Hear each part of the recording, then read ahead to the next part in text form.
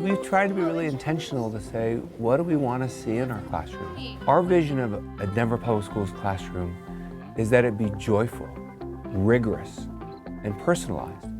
And really those three are inextricably linked.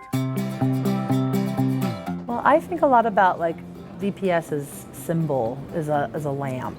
When we think about joyful, rigorous, and personalized, what we're thinking about is how do we help kids facilitate an understanding of where their light is.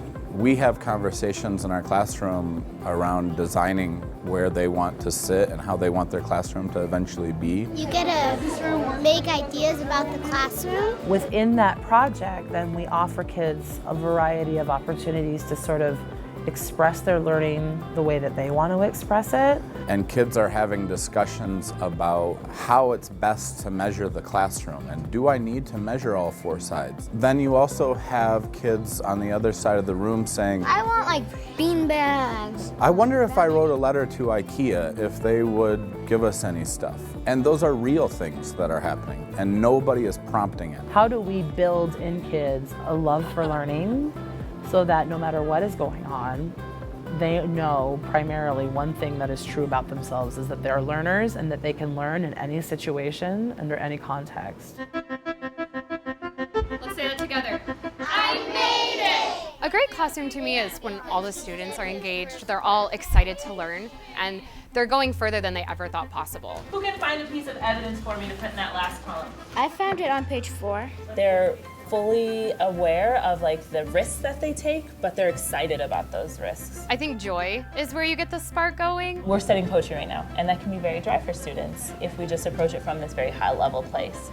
But if I can kind of get them to see that there's a bridge between where they are and where they're going to be, then it becomes joyful. In the first picture, when he was in the flowers and he couldn't do anything right. With the activity we just did, there are several students in here that do their retell very differently in the way that they do the pictures, and I love that, and I want to nurture that and keep that going for them, because if they feel like it's safe, you can express yourself however you want, that's when they're really going to be learning and the engagement really takes off.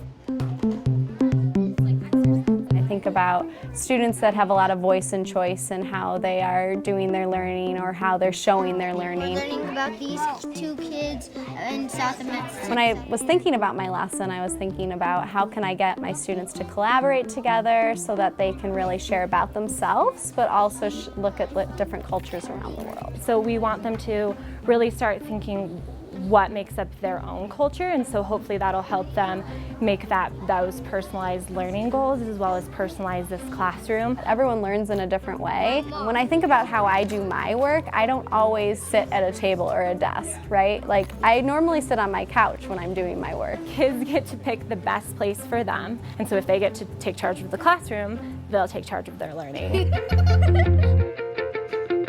As we are successful in having each of our classrooms be joyful, rigorous, and personalized, we reach our goals of having every child succeed, having every child develop a love of lifelong learning.